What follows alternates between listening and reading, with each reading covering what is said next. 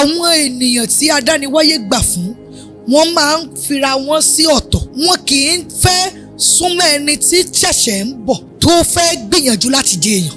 Inú ayé ta wà ní. Àwọn tó ní wọn ò lè fẹ́ accommodate tẹ because wọ́n mọ̀ pé lóòótọ́ ẹjọ́ wà nínú ẹgbẹ́ ni o. Okay. Wọ́n mọ̀ pé lóòótọ́ o ní nǹkan tí o lè fi tètè make ẹ̀. Wọ́n mọ̀ pé wisdom wà. Wọ́n mọ̀ wípé a fún ẹ ní ìmọ̀ àti òye láti tètè make ẹ̀ láyé, ṣùgbọ́n wọn ò ní fẹ́ dẹ̀ papọ̀ mọ́mọ́ tọ́lẹ́và. Ìṣòro a máa jẹ́ kí èèyàn kí ọjọ́ orí èèyàn useless.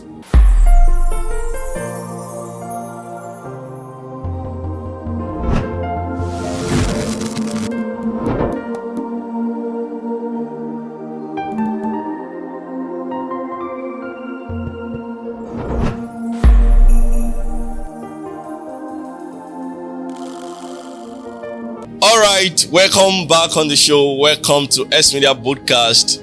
Welcome to Mystery. And I want to greet you once again. Happy New Year to everyone watching us for the first time this year, 2026. Thank you so much for your support all through 2025. We appreciate you for your love, for your care, for your advice, for your support, for the comments, for the share, for the likes. We appreciate you a lot. Eshe gone. And if you are meeting me for the first time, you're seeing me for the first time, my name still remains the same, Stephen Adekunle.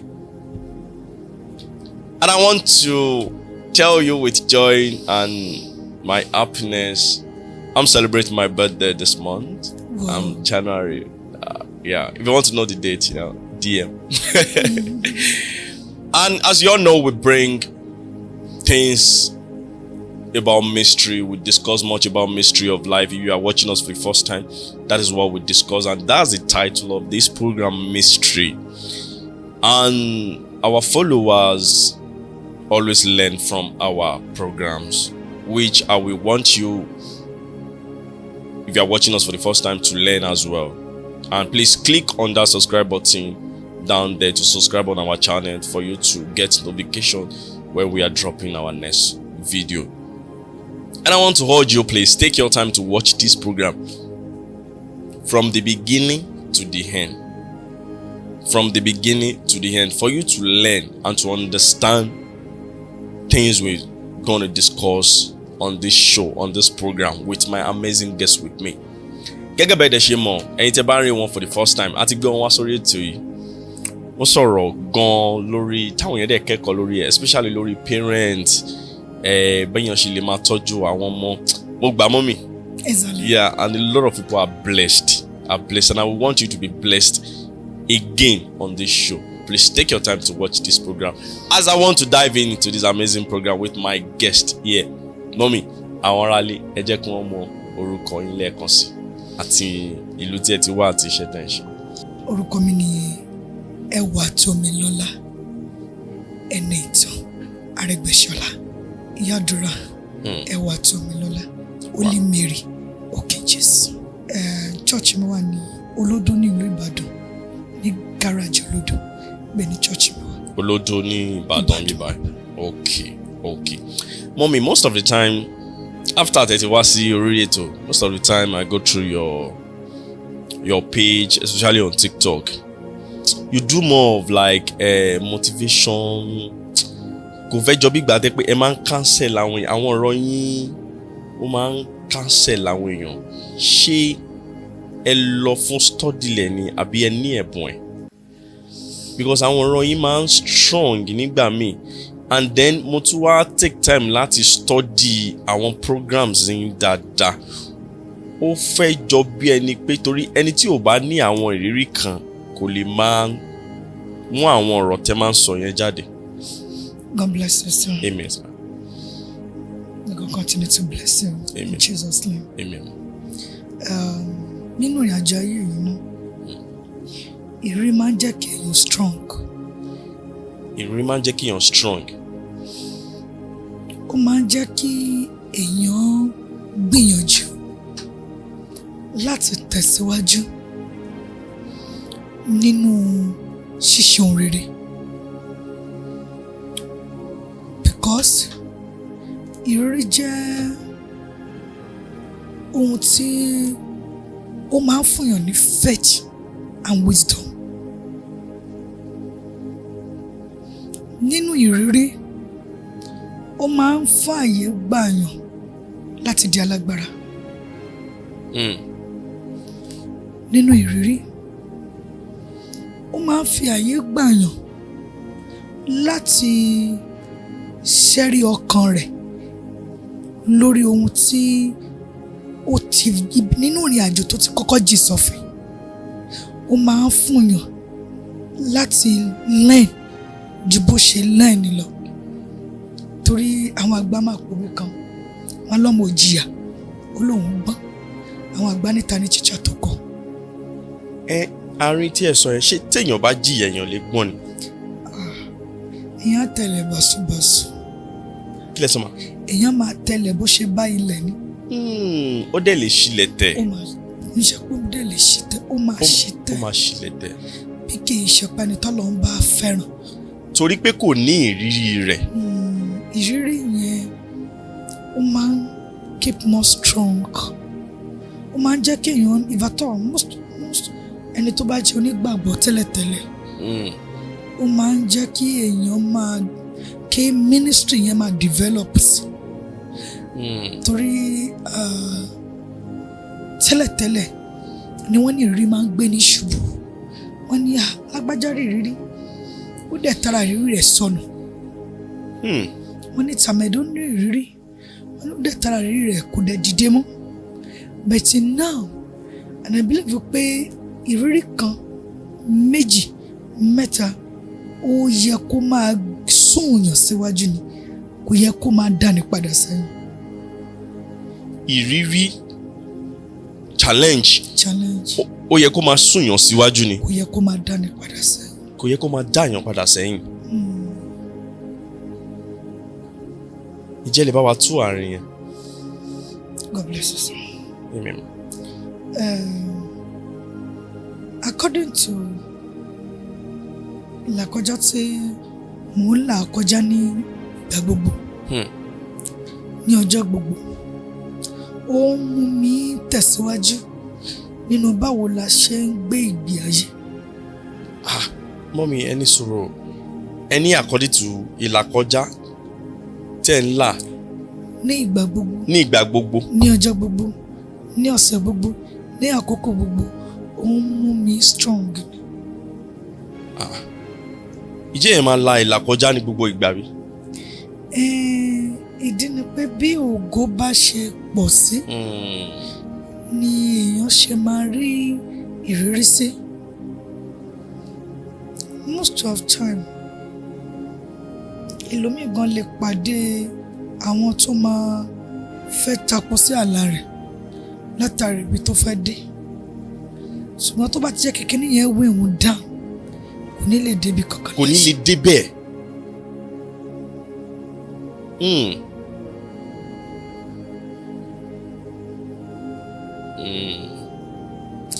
Tí èèyàn bá níbi tó ń lọ tó pọ̀, á ya àwọn ibi tí kò fẹ́, tí kò tiẹ̀ ní nǹkan kan ṣe nínú ayé kó tó lè dé ibi tó ń lọ. Ẹ bá mi tún àárín yẹn sọ mọ́ mi. Tí èèyàn bá níbi tó ń lọ, á ya àwọn ibi tí kò tiẹ̀ fẹ́ dé kó tó lè dé ibi tó ń lọ. Á ya àwọn ibi tí ò wú. Kò tiẹ̀ lè kó ibẹ̀ gan, ò tiẹ̀ ní nípa nínú ayé ẹ̀, kò lè gbàbẹ̀ dìde. Ṣùgbọ́n ṣé mọ̀ pé ó ń fẹ́ dìde ni, àforí lugi, àforí lọ̀pẹ̀. Ṣùgbọ́n sì náà máa débẹ̀ tó bá strong. Tí ò bá padà. Tí ò bá padà.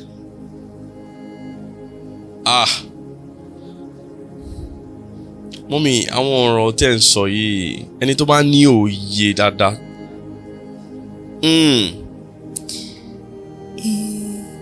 According to ìgbàgbọ́, ẹni tó gbé Christianity dání tó dìmú, tí ò bá fi ọkàn Ọlọ́run rìnrìn àjò, a máa fẹ́ lo ọkàn èṣù nígbà náà. Ẹni tó gbé Christianity dání, tó wà lójú ọ̀nà ìgbàgbọ́, tí wọ́n pè ní Christian, tí ò bá lo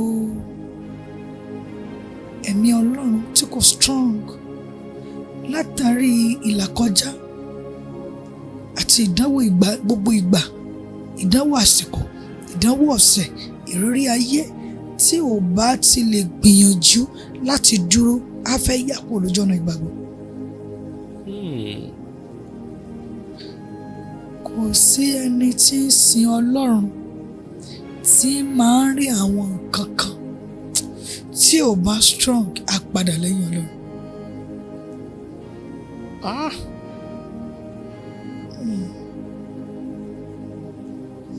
Torí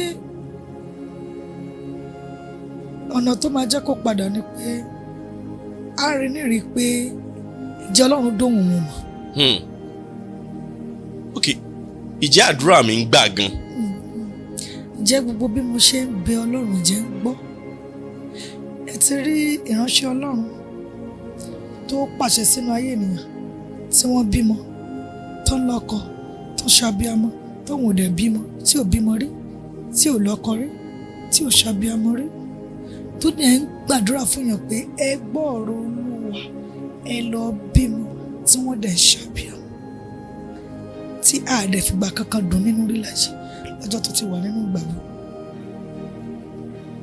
Tó dẹ̀ ṣiṣẹ́ takuntakun fọ́lọ́run. Ìgbàgbọ́ ó máa mú èèyàn sínú ẹ̀ṣẹ̀ torí ayé ti mọ̀ pé ó gbàgbọ́. Ayé ò dẹ̀ gbọ́dọ̀ mọ̀ pé ó ń dẹ́ṣẹ̀. Ìgbàgbọ́ dùn láti ṣe proud, ẹ̀ṣẹ̀ ò dùn láti ṣe sọ pé mò ń dẹ́ṣẹ̀. Nítorí pé ìgbàgbọ́ yẹn ti cover ẹ̀ṣẹ̀, á wá máa mú ẹni tó gbàgbọ́ nínú ẹ̀ṣẹ̀. Torí ìgbàgbọ́ ní orúkọ tó ṣe é fi yangàn, ẹ̀ṣẹ̀ ní ò ní orúkọ tó ṣe é proof.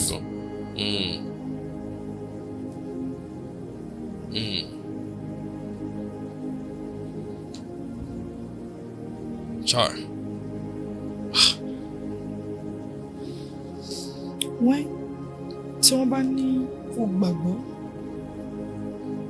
ṣé ìlàkọjá gbígbàgbọ́ yẹn ṣé kò tí ì dá ẹ padà sínú ẹ̀ṣẹ̀? Èèyàn á gbàgbọ́ gan dé àrùn táìmù kan, èèyàn á wò pé there's no alternative. Èyí tí mo fẹ́ ṣe lọ́wọ́ mo mọ̀ pé ṣẹ̀ ni, but I don't have choice. Ìgbàgbọ́ ló tì èèyàn sínú ẹ̀ṣẹ̀. Torí ìgbàgbọ́ ti ní òfin, ìgbàgbọ́ ti ní ọ̀nà tó yà sílẹ̀. Bí ẹ bá yà kúrò lọ́nà rẹ̀, ìgbàgbọ́ ló pe ẹ̀ṣẹ̀ wọlé. Okay, yeah. Ìgbàgbọ́ ti ní òfin, ìgbàgbọ́ ti ní ìlànà, ó ti ní ọ̀nà tó yẹ kó tọ̀. Ṣùgbọ́n tí ẹ bá wá yà kúrò lójú ọ̀nà ìgbàgbọ́ tẹ gbé dání, tí ẹ̀ ń jẹ lẹ́nu táyé rí yín mà tó fi wò pé you are a good mentor. Tí èèyàn bá yà kúrò lọ́nà ẹ̀ kékeré, ìgbàgbọ́ ló dá ẹni tó wà nínú ìgbàgbọ́ wò, kò kí ń ṣe ènìyàn.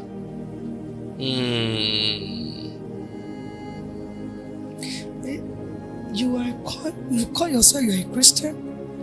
Ayé dẹ̀ ń pè ní ìyá àdúrà.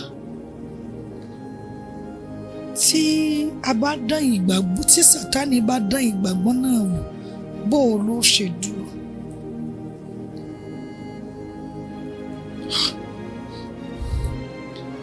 Ẹ má bínú máa hàn. Pẹ̀lú àwọn ọ̀rọ̀ tí ẹ ń sọ yìí, ìjẹ́ gẹ́gẹ́ bí wòlíì obìnrin, ṣé ẹ̀yin náà tún máa ń ní àwọn dojúkọ ìdánwò báyẹn ni? Ìdojúkọ àti ìdánwò òun ní àkọ́kọ́ ẹni tó bá fẹ́ dìde láyé. Àkọ́kọ́ tí ẹni tó bá fẹ́ dìde láyé tí ó kọ́kọ́ máa jẹ lẹ́nu ìdojúkọ àti ìdánwò. Torí pé mo jẹ́ wòlíì obìnrin, náà ló ṣe lè jẹ́ kí n rí ìdojúkọ náà.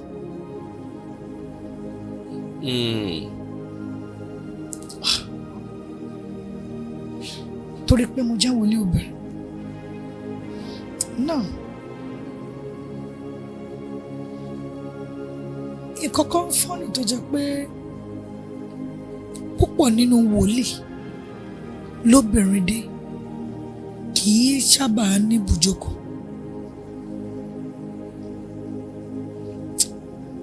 Kódà tí ó bá fẹ́ ní ibùjókòó, ó yà fi ọgbọ́n àrékérekè ra ibi tó jókòó sí. Púpọ̀ nínú obìnrin wòlíì ni ò kì í ní ibùjókòó. Èyí tó bá ní, ó lo ọgbọ́n àrékérekè àlùmọ̀kọ́rọ́ yìí jókòó síbẹ̀. According to ìrírí àti ohun tí èmi là kọjá lọ́wọ́lọ́wọ́, ó fún mi ní òye wípé tí wòlíì bá tún ní mi fẹ́ kí ègún tó ń ja àwọn wòlíì lọ́pọ̀lọpọ̀ jà mí, pé mo fẹ́ jókòó sábẹ́ òrùlé náà sì tún máa gbóná mọ́, ó kàn gbà ká mú mi. Òrùlé yẹn náà sì tún máa gbóná mọ́. Nǹkan kan wà lábẹ́ òrùlé yẹn tí ò ní lè sọ. Ọ̀pọ̀lọpọ̀ àwọn tó ń ṣe blogger tó ń jáde síta, ìtàn là á kọjá ni wọ́n sọ jáde.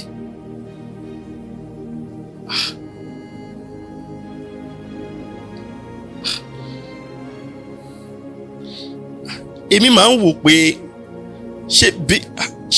ṣé bí marriage, gbígbé pọ̀ àti ọkùnrin àtobìnrin bó ṣe máa ń difficult fún member church, ṣé bẹ́ẹ̀ náà ló ṣe máa fi ń difficult fún olórí ìjọ ni? Tàbí pé ṣé bẹ́ẹ̀ náà ló ti ẹ̀yẹ kó difficult fún olórí ìjọ?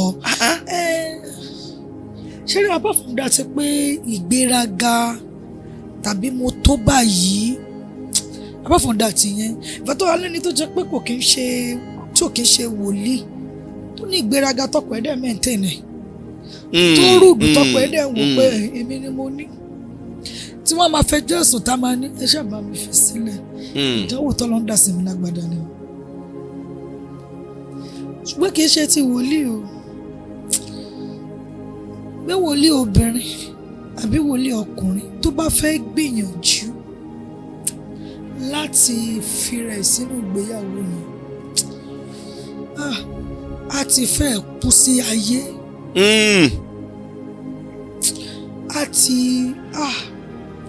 Torí ohun tí a máa ṣe tá máa pass through ní ìkọ̀kọ̀, kò sí ẹni tó máa ní listing yìí ẹ̀ láti gbọ́. Àwọn yẹn ti lè máa gbàgbọ́. Wọn kì í gbàgbọ́.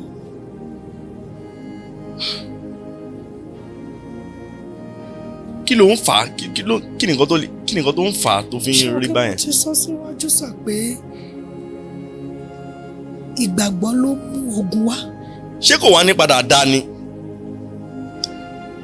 Tó bá máa wá padà dá, ó lè jẹ́ ọ̀nà ìtìjú ló máa bá wá.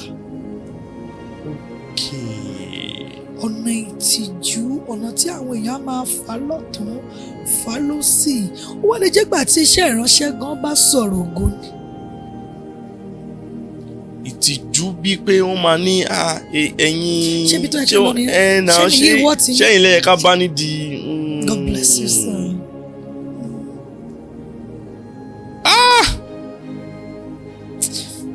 Tó bá padà dá, bàbá olótùsà, tó bá padà dá, ó máa ọ̀nà tó padà máa tọ̀, ẹ̀mí á ti fẹ́ bọ́. According to nínú ministry, ìrírí tí mo ti ní nínú ministry kò ń ṣe ohun tó tọ́ sí onígbàgbọ́ rárá. Ìrírí tí ẹ ti rí nínú ministry kò ń ṣe ohun tó tọ́ fún ọmọ Christianity. Ẹ jẹ́ ká gbọ́dọ̀ kó pé olùdásílẹ̀. Okay. kò tọ́ fún ẹni tó di ìrọ̀ máa gbélé. Kò tọ́ sẹ́ni tó mọ Ọlọ́run tó ń sin Ọlọ́run. Ṣé wọn pé tó bá ti fi lè mú obìnrin tó wò pé níṣẹ́ ìránṣẹ́ tí mo gbé dání sí ẹ̀, mo ní láti ṣe kémi náà dìde níbẹ̀. Fasting, prayer, àwọn kan tó tọ̀nà nínú Christianity, ká gbàwẹ̀, ká lórí òkè, ká ṣe revival, kí o ṣàṣe pé náà sẹ́ nínú iṣẹ́ tí Ọlọ́run yàn mí. Kó lè jẹ́ pé a tún máa pass through marriage. So ó máa ń jẹ́ kí èèyàn tí ò bá ṣe pé ní tọ́lọ́run fẹ́ràn, ó máa ń paralyze ìgbàgbọ́, ó máa ń discourage ọmọ Ọlọ́run, ó máa ń ìfẹ́tò anábọ̀ fúnra àti pé ṣé bí ẹlòmíràn ní olùdásílẹ̀ ni wọ́n náà wọ́n ní strong heart. àìmọye ọmọ tó lóye àdúrà tó kọ́ ilé tó kọ́ tán tó dẹ̀ jẹ́ pọ̀kú díẹ̀ tó máa kó lọ létí ilé ẹ̀wọ́ tí ò tó dàwó pátápátá tí ò dẹ̀ sí nínú márèjì tó ń gbalé tó ń gbé ká. Ilé tó jìyà fún kó tó rí kọ́ tán. dẹ̀ wò. Ìfàtọ́ mú wà lára àwọn tó kàn sómi àdúrà yẹn pé nítorí àdúrà tọmọ rẹ̀ tó wà tọmọ ẹjọ́ sùn sẹ́gbẹ̀ẹ́ ara wọn tọmọ ẹjí láàárọ̀ tó dẹ̀ lọ kó sínú kànga ọmọ 22 years tó dẹ̀ dé kànga múra rẹ̀ 26 years.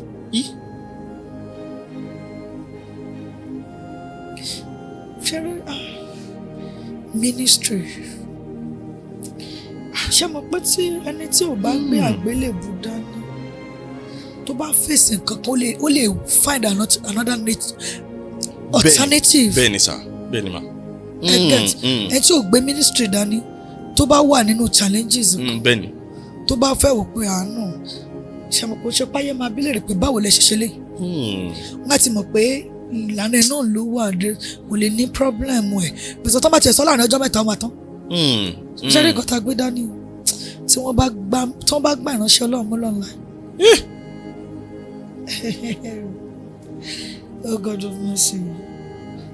Wọ́n á fẹ́ dojú ìpè yẹn dànù. Wọ́n á fẹ́ wọ́n ti ẹ̀ ní fẹ́ kí ṣe ẹni bí tẹ́ni tọ́lọ́run ò pé tí ń kọ̀ntrol ẹni tọ́lọ́run pè. Pé a ní bẹ́ẹ̀ ṣe ṣẹ́yìn ò dá sẹ́ẹ̀ ṣàrán yín iṣẹ́ pẹ̀lú bọ́lá ò bá pè yẹn lọ ju pé wèrè yín yẹn nu. Ẹ̀yin tá à ń wò bíi àwòkọ́ṣe. Ẹ má gbàgbọ́ pé ní tẹ́ ń wò bíi mẹ́ńtọ̀ náà wéèyàn kan bíi mẹ́ńtọ̀ ni. Bẹ́ẹ̀ ṣe ní dojúkọ lòun náà ní o. Ṣé mo pé wòlíì tẹ fẹ́ pè pé mọ́mí ẹ gbàdúrà fún mi. Ṣé mo pé lọ́jọ́ tí mo go through ìpèníjà pé ọkọ tí mo fẹ́ ṣe kejì pé obìnrin kan bímọ fún síta èmi dẹ̀ ń tọ́jú wọn pé wọn tó lọ́mọkùnrin púpọ̀ tí mo dẹ̀ face for good 13 years in the marriage bí a kì í kọ́ tẹ̀kì sọ pé 10 years. No, ẹ má bínú mọ́mí ẹ má bínú o kò yé mi àríyàn yé mi o ọkọ tí ẹ fẹ́ ṣìkì. second husband mi tí mo fẹ́ pé ok. ẹ dẹ̀ ti wà nínú ministry. Mo ti wà nínú ministry fatọ gbà tí mo gba ministry gan ó tì mí lẹ́yìn dáadáa. So iṣẹ́ mo pé iṣẹ́ ìránṣẹ́ ó máa ń expand sí ni. Bẹ́ẹ̀ni sá, bẹ́ẹ̀ni ma. Mi ò láǹfààní láti máa tẹ̀lé nìyẹn káàkiri mọ́. Ẹni tó máa ń nágbó lọ sí show káàkiri ni ẹni tó máa ń fẹ́ kó máa di obìnrin ká èmi ò dẹ̀ ráàyè ṣe mọ́. Èyí ministry yẹn náà mo ń làkà àwọn kankan nínú ìgbéyàwó ẹ̀ tó yẹ pé mi ò lè rẹ́nìkan sọ fún. For good 5 years 3 years ní ìbálòpapọ̀ pẹ̀lú ọkùnrin kankan. Tí o èmi gan mi dẹ̀ ti wá strong débi pé kò sí bí mo ṣe lè ṣe mọ̀ láti ṣe dẹ̀ para ara kì í ṣòkúta. Ẹ̀mọ́yìn ìránṣẹ́ Ọlọ́run tó máa ní àmú fẹ́ fi ọ̀yádùn ẹ̀ wà tí máa fẹ́ yín máa fowó bẹ́ẹ̀ ṣe máa wò. Èmi ti rí pé some people live fake life. Pé kíkan má tiẹ̀ tún tara mi lọ́pọ̀ kó má ṣe mọ̀ tó bá jẹ́ pé Elédùmarè máa jẹ́ pé bí ìgbéyàwó lọ́lọ́ ti máa fìyà jẹ ìránṣẹ́ Ọlọ́run mi ò fẹ́ kó jẹ́ pé bí àmì ìbálòpapọ̀ ni ègún yẹn ti máa wá fún mi. So mo dẹ̀ gbìyànjú but ẹni yẹn ẹni tó wà forecastan tó jáde tó jẹ́ gbòòrò ń promote ń ṣe anything but according to èmi ò ráàyè mọ́ pé kán sáré pè mí pẹ̀lú ẹwà àwọn fẹ́ lọ sí ṣọ́ọ̀bù àjẹ́ lọ ni kò sáàyè mọ́ màá wọlé má jẹ̀mú màá gbàmígbà mo lè lọ 9 days máa lò lè má jẹ̀mú tí má kò lè má jẹ̀mú tán màá ṣègbélé ṣùgbọ́n gbogbo táìmù tí mo fi wà nínú yàrá má jẹ̀mú yẹn bóyá ọkùnrin bá wà pẹ̀lú obìnrin mi ní mọ̀ èmi àtọ́lọ̀ nìkan lájú máa wà ní yàrá má jẹ̀mú yẹn mi kì í jáde síta di alẹ́ mi dẹ̀ ní jẹ́ tí 9 days ó fi tà sí. ṣùgbọ́n tí yẹn bá nírú ọkùnrin bẹ́ẹ̀ yẹn naturally ẹ̀yin tẹ́ jẹ́ ìyàwó wọn tẹ́ ti gba iṣẹ́ ìránṣẹ́ tó dẹ̀ mọ̀ pé àdúrà ní 247 definitely ẹ máa fi àdúrà ràn wọ́n lọ́wọ́ so ó yẹ kí àwọn lè understand. Ewatomi there was a time gbà tí àbúrò mi gan pé ẹnìyẹn tó ń bí lẹ́nu pé wá ìtẹ̀ ṣe báyìí ó sọ fẹ́ nìyẹn pé ó sọ fún àbúrò mi pé ó dáa o ó dẹ̀ ń gbàdúrà iṣẹ́ ìránṣẹ́ ẹ̀ convan. Ǹjẹ́ mọ̀ pé mi ò mọ̀ pé mi gan lẹ́ni yẹn ṣẹ̀ mo lọ sórí òkè lọ́jọ́ kan lẹ́mí Ọlọ́run sọ pé kí n lọ sórí òkè 3 fún ìránṣẹ́ yẹn o tí ò papọ̀ pé kó má bàa sùn sínú àgbàrá ẹ̀jẹ̀ èmi ò mọ̀ wọ́n wá ní sùtánà kan ní kí n wọ̀ o pé tí mo bá wọ sùtánà yẹn kí n wọ̀ lọ kí n má bọ́ sílẹ̀ tó máa fi 3 days kí n dẹ̀ fi máa gbàdúrà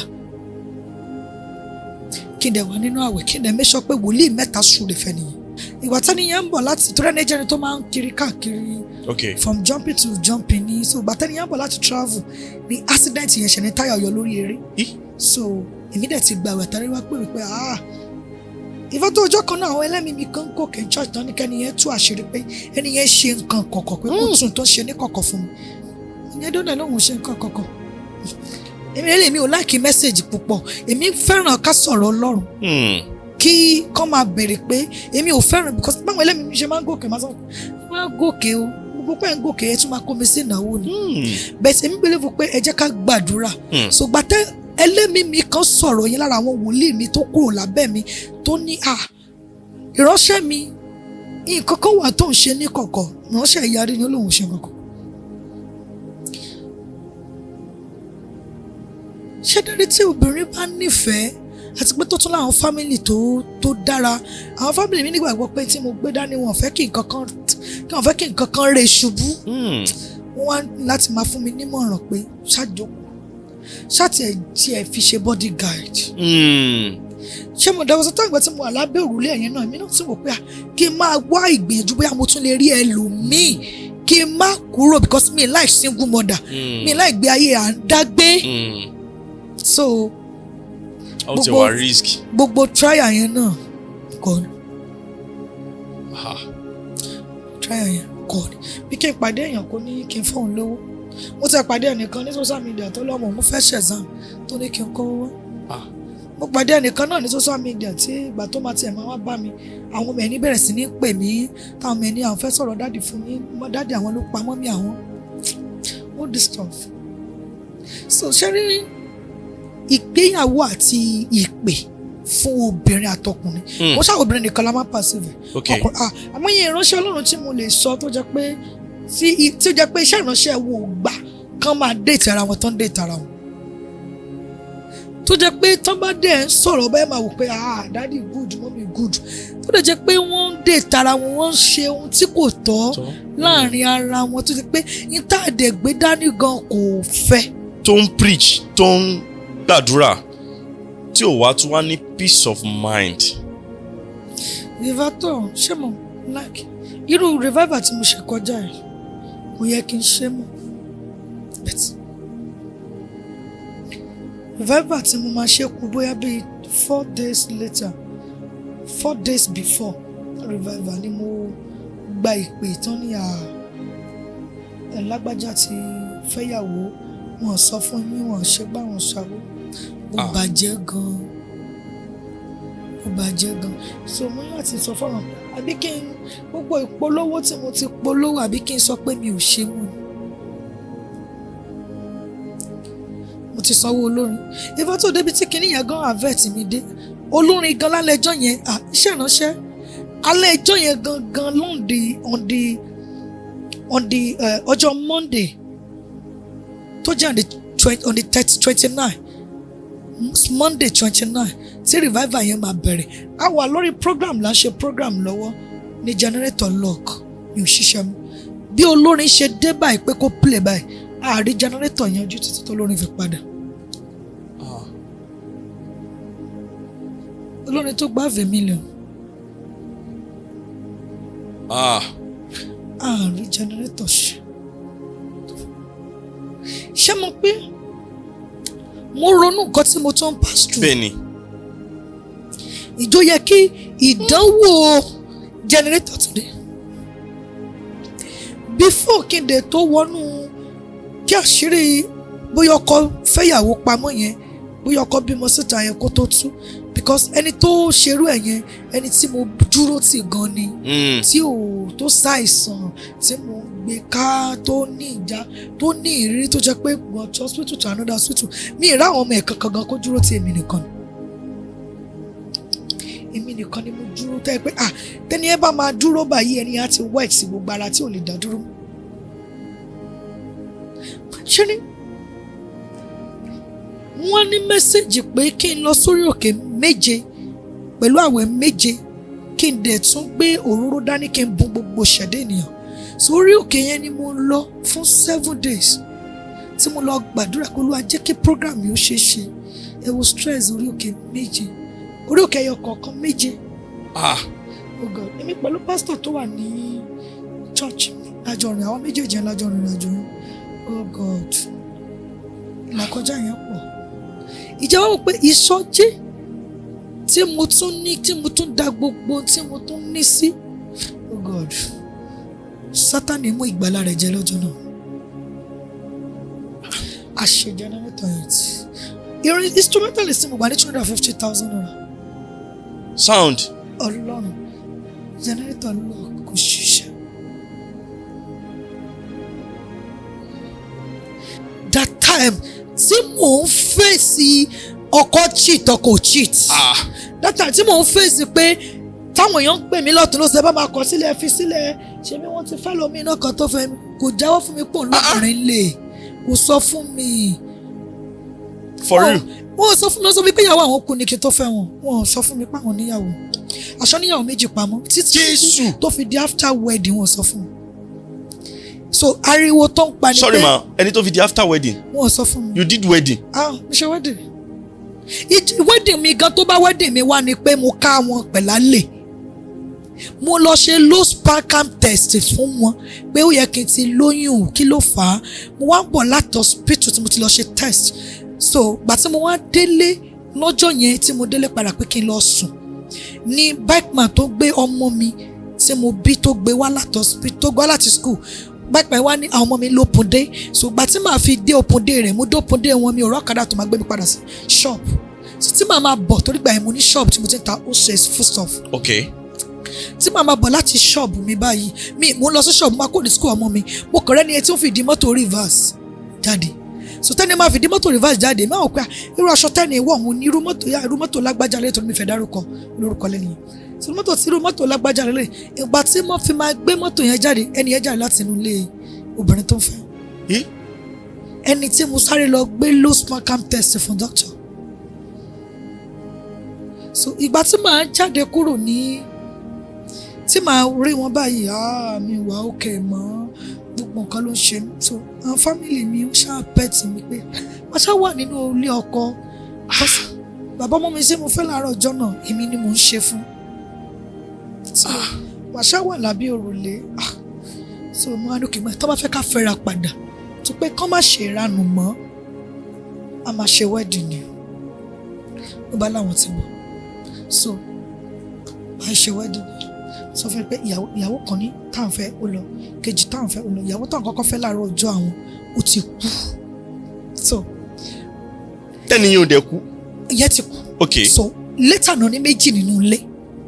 So again. àwọn 2 tán nínú ilé yẹn wọ́n sọ wọ́n ti fẹ́ yàwó 5 tó ti lọ. Èmi ò mọ̀ so according to gbàtọ́ padà máa wá sọ̀rọ̀ ìyàwó 2 tí wọ́n ní nínú ilé ìyàwó ìfọ́ tó first wife wọn tó jẹ́ first wife nínú ilé yẹn gan èmi mọ̀ wọ́n dára tẹ́ pé àdúgbò shop mi tí mo ti ṣe fashion designer tẹ́yìn òde mọ̀ tí mi dẹ̀ mọ̀ pé ìyàwó ìkọ́ tí mo kàn mọ́ ni pé ìránṣẹ́ Ọlọ́run ohun gbogbo la lè máa là kọjá tó bá jẹ́ pé ìpè tó dúró ni tó bá jẹ́ ìpè tó títọ́ ni ó máa là kọjá.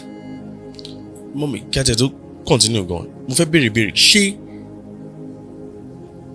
ó di dandan fún èèyàn apart from pé ẹni yẹn jẹ́ olùdásílẹ̀ àbí ìránṣẹ́ Ọlọ́run ṣó di dandan fún kìrìsìtẹ́nì àbí èèyàn láti la ìṣòro kọjá ni. Ó di dandan sọ. Àwọn ìṣòro míì ti máa ń le jù. Ó máa le o. Ẹlòmíì gan táìmù tí àwọn ìṣòro míì bá fèsì ẹ̀ kò kí ń ní olùrànlọ́wọ́ kankan. Ìjẹ́ mọ̀ pé ìṣòro á máa jẹ́ kí èèyàn kí ọjọ́ orí èèyàn useless.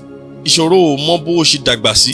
Kò mọ̀ because ó lè ta ló fẹ́ sọjọ́ orí ẹ̀ fún ta ló fẹ́ ẹni ìwọ tó nílò bóyá o fẹ́ jẹun àbí o fẹ́ wọṣọ tàbí o fẹ́ gbalé o wá ń pè èèyàn tó mọ̀ pé bóyá ìrànjọ ni yín ó wá sọ fẹ́ pé ẹ̀ ń ní mí lára ẹ̀ ń disturb mi kí lẹ rò pé èèyàn lè ṣe ó máa gba kámú ni because ó mọ̀ pé nínú ìrìn àjò sẹ̀mí ayé kálíbà lè máa jọjẹ so ìṣòro ṣéde wá mọ̀ pé nǹkan tó fọ́nì lórí ayé ni pé àwọn ènìyàn tí adániwáyé gbà fún wọ́n máa ń fira wọn sí ọ̀tọ̀ wọn kì í fẹ́ súnmọ́ ẹni tí ṣẹ̀ṣẹ̀ ń bọ̀ tó fẹ́ gbìyànjú láti jẹ èèyàn inú ayé ta wà ní.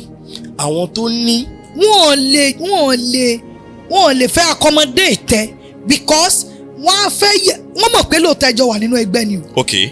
Wọ́n mọ̀ pé lóòótọ́ o ní nǹkan tí o lè fi tètè mẹ́ẹ̀kì ẹ̀. Wọ́n mọ̀ pé wisdom wà. Wọ́n mọ̀ wípé a fún ẹ ní ìmọ̀ àti òye láti tètè mẹ́ẹ̀kì ẹ̀ láyé.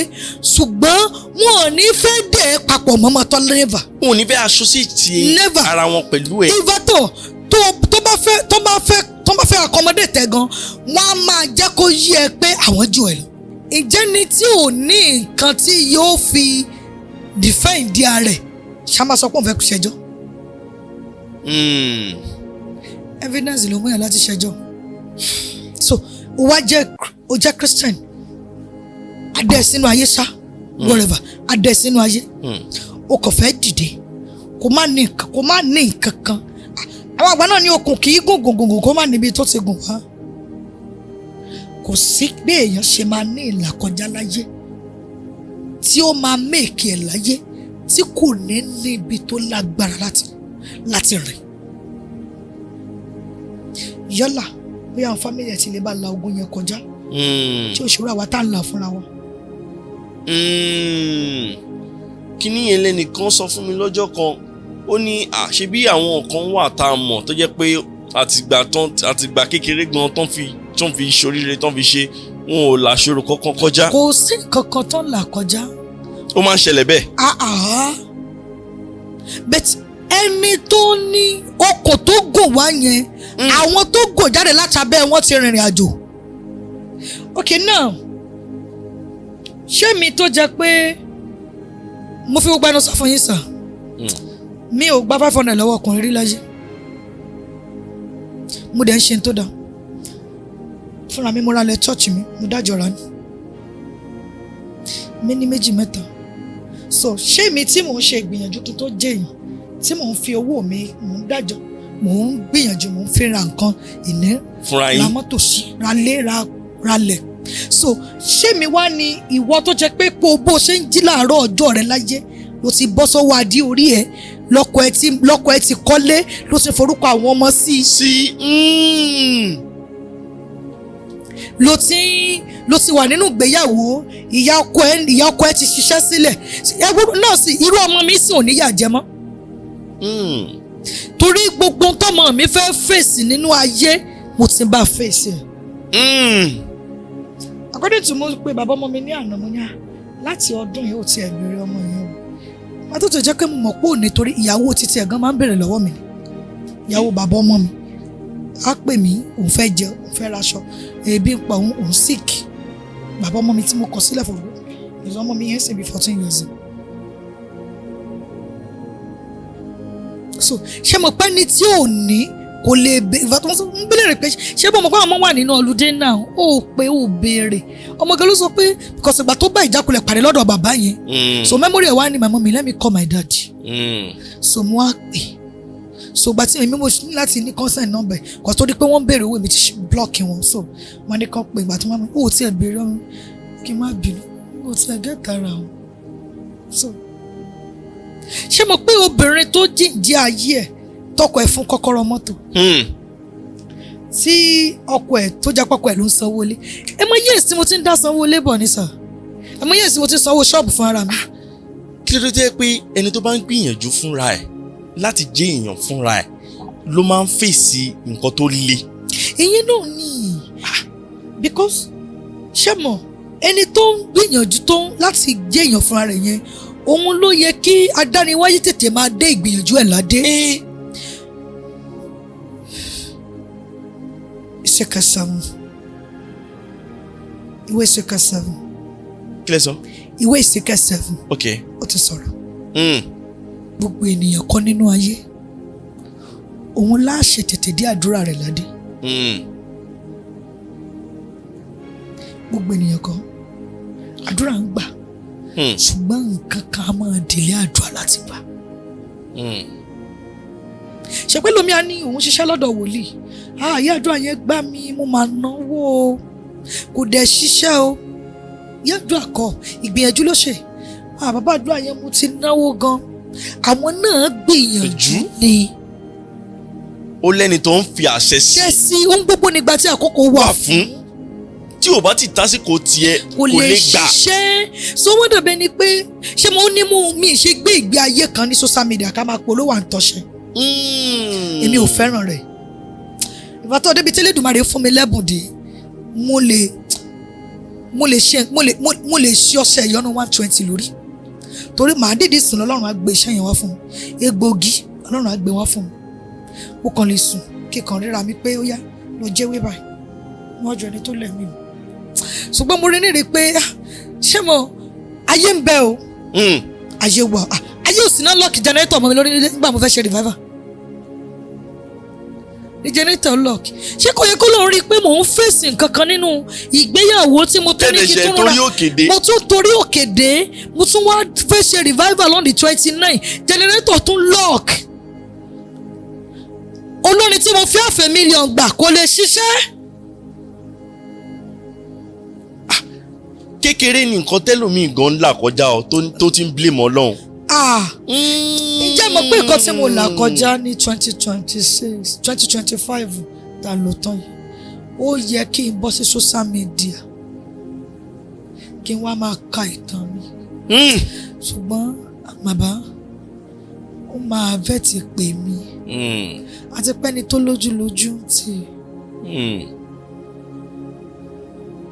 There was a time tí mo fẹ́ ṣe trial pé kí n tiẹ̀ meet another man ni mo join àwọn tó máa ń ṣe machine making still no mo ti wá béèrè pé Olúwa mi ǹjẹ́ àkọsílẹ̀ ni àbí àdáyébá.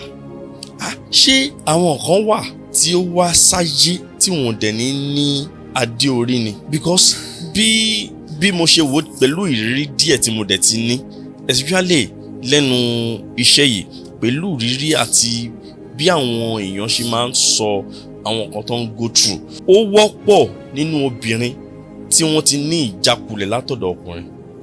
ọkùnrin náà mo sọ fún sísítà mi kan lánàá mo ní ìjọ bílẹ̀fù pé bí èmi ṣe ní àwọn nǹkan yìí ọkùnrin kan náà wà tó yẹ pé wọ́n ẹ̀ṣẹ̀ máa bẹ̀ pé kó má para rẹ̀ tó náà máa ní.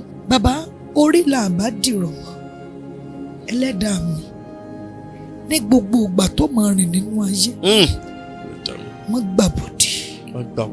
Orí má gbàbọ̀dé. má jẹ́ kí ayé ó fi ọ́ wò.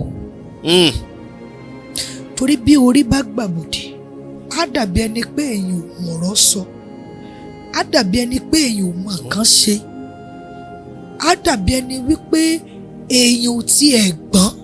according to ìbéèrè tẹ́ bèrè sá pé ṣó possible ṣó ṣeé ṣe kí a máa yan ọkọ ọmọ obìnrin mìíràn. bẹ́ẹ̀ni. àbí ṣó ṣeéṣe kí ọkùnrin mìíràn náà ká máa yan aya mọ́. Cause ẹlòmíì ti gbìyànjú tó dẹ̀ jẹ́ pé. ẹlòmíì ti ní ọmọ fún different man. exactly sir. ǹjẹ́ mọ̀ pé bí ènìyàn ò bá ti kún nínú ayé kò tí ì yẹ kó sinmi.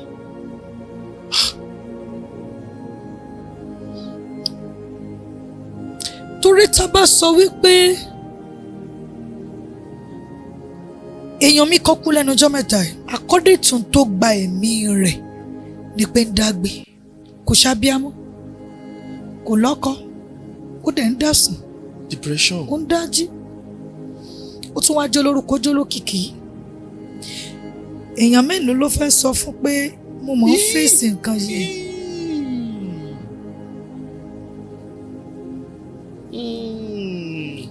tó bá wá sọ fún àwọn èèyàn yẹn ṣé wọ́n á gbàgbọ́ wọ́n á bu ni wọ́n á ní ẹ̀yin obìnrin ìgbéraga ti pọ̀ jù. ẹ ṣáà lè tán wá tí wọ́n á lórúkọ. olórúkọ ni.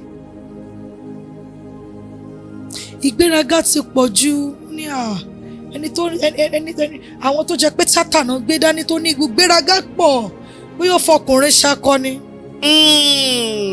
kò dẹ̀ rí bẹ́ẹ̀. tó bá tún wá fine. ìjẹ́ mo pé mo ti ní èèyàn tó sọ fún mi pé I wish to marry you but mo kàn fẹ́ ká ṣe ní secret láì bí mo ṣe rí kí ẹ lè òun fẹ́ fẹ́ mi secret á dẹ̀ máa bára wa sùn.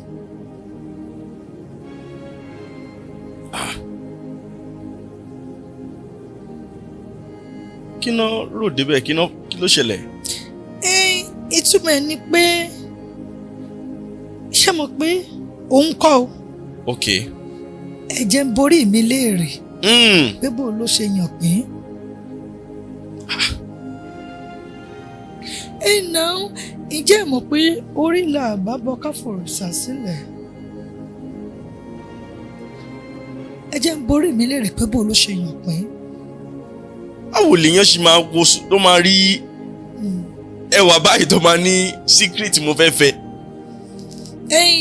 nǹkan tó wà ń bẹ̀ gangan ló fẹ́ jẹ tó bá dẹ̀ ti jẹ nǹkan tó fẹ́ ó dẹ̀ máa fẹ́ ṣe camouflage kó gbé jáde. mo sọ lọ́kùnrin tó sọ fún mi pé tí má gbẹ́rù yín síwájú mọ́tò àwọn pọ̀ ń gbé èèyàn ọlọ́run. sọ lọ́kùnrin tó sọ pé ẹ̀dùn mú jáde take away ni. but tí àbá kọ́ńkọ́. tí àbá kọ́ńkọ́. tí àbá kọ́. mo mi tí obìnrin tó jẹ pé ó ń yàn lè tèmi gan wò pé ó yẹ kọ́kọ́ ẹ ṣe báyìí fún tọkọ ẹ dẹ̀ kó màtá ọmọ ẹ lọ sí London wọ́n bẹ London báyìí tọkọ ẹ ká má lè. kò dárò àwọn ta ní conscience tó jẹ pé mi ò lè dánrú ẹ wò ṣe fẹ́ gbọ́ mi sà máa sunkún délé ni. ní ọdún tí màá kọ bàbá ọmọ mi sílẹ̀ tí bàbá tí mo fẹ́ yẹn tí ó máa bá mi sùn mo sunkún kúrò ń bẹ̀ ni. mo kórìíra kóbìnrin máa cheat. mo sunkún kúrò ń bẹ̀ ni. ìjọba pé trial tí mo ní mo ti ní blogger tó fẹ́ tó blog mi lọ́nà láìpẹ́ àfúnyín lọ́kùnrin kìnnà àfúnyín lọ́kùnrin kejì ṣé o ṣe pé ẹ̀ fi wọ́n ṣòwò ṣé o ṣe pé ẹ̀ fẹ́ lò wọ́n. ìkíní ẹni tí mi ò rírí tí mo rí pé kò tó kálíkò fún jíjẹ tí mo lè fẹ́ àgbàlagbà ni wọ́n lẹ́yìn ìgbà yẹn àwọn ọmọ wọn pè mí wọ́n disturb mi pé kí n jọ pé bàbá àwọn ò ṣe dáadáa nínú ilé ìrònú bàbá àwọn ló pààyà àwọn mo ṣì yẹn lẹ̀ ẹnì kejì ó lọ́mọ òun fẹ́ gba wàhẹ́ẹ̀kì ṣé mi ní gba wàhẹ́ẹ̀kì fún. azao.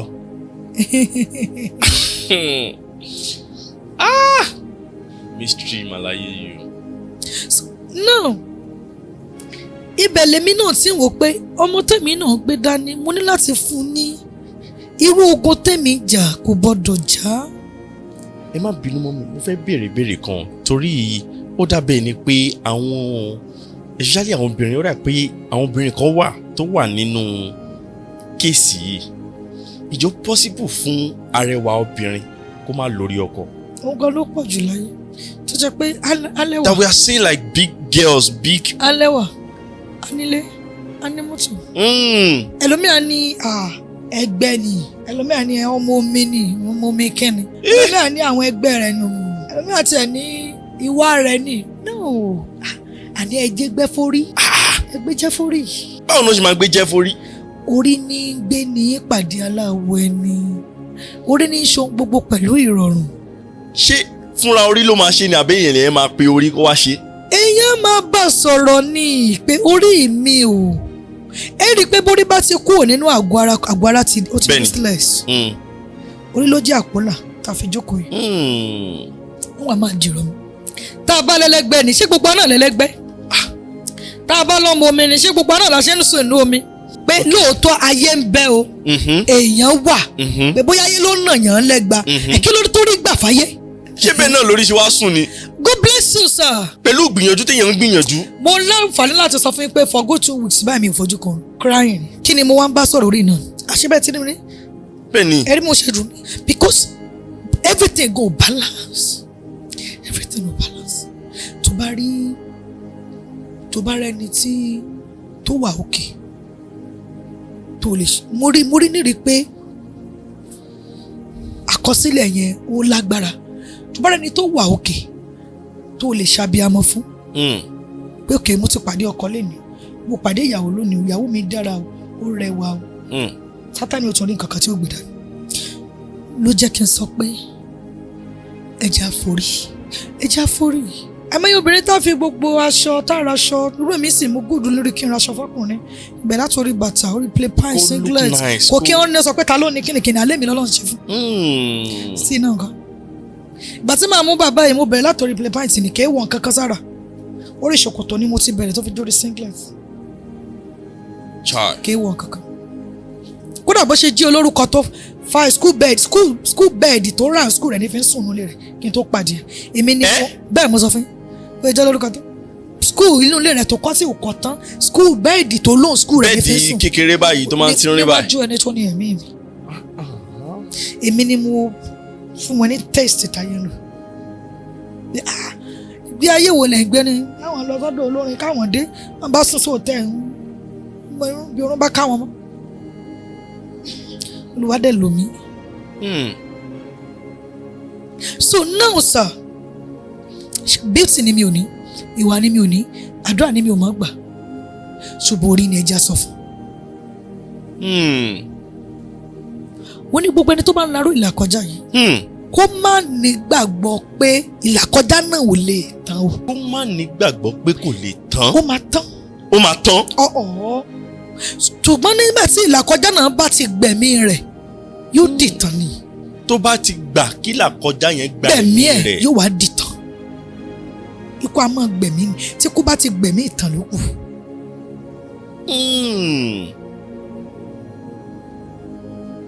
Yes sir. Tí ikú bá ti gbẹ̀mí ìtàn ló kù sá. ṣùgbọ́n tí ikú ò bá ráyè láti gba ẹ̀mí èèyàn sì lè ṣe dáadáa láyé. tó bá tiẹ̀ máa dìtàn òun fúnra ẹ̀ ló máa fẹnu ara ẹ̀ sọ ìtàn yẹn jáde. ìjẹ́ èyí nìkan ni solution sí ẹni tó bá ń la ìlà kọjá ni.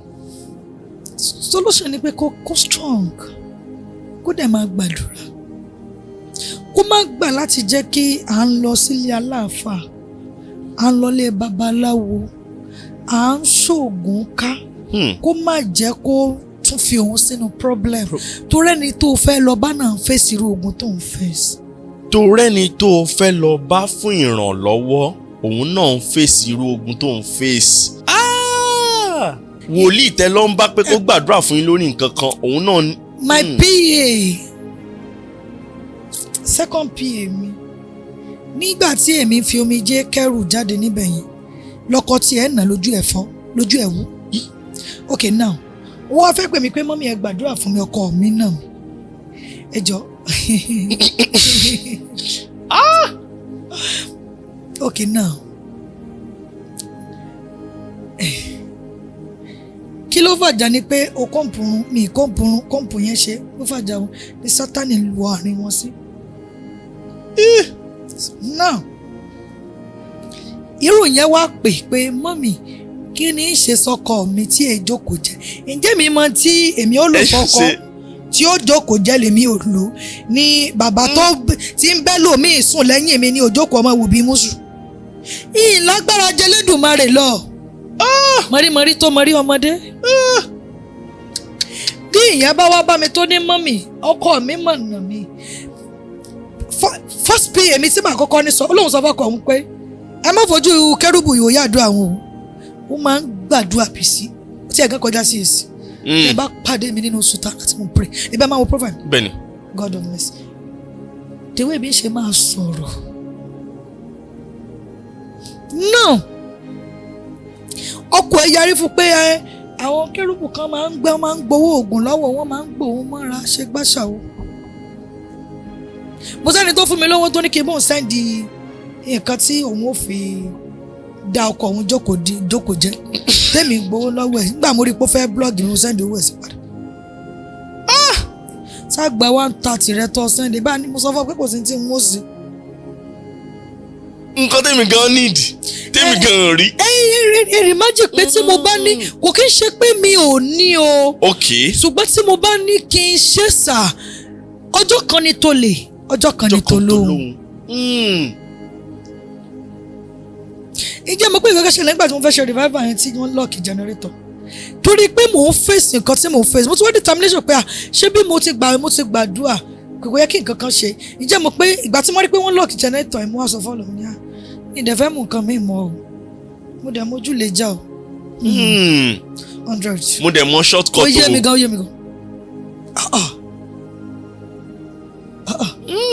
ọ̀nà tí ò ní ó yé mi gan mú mi ètò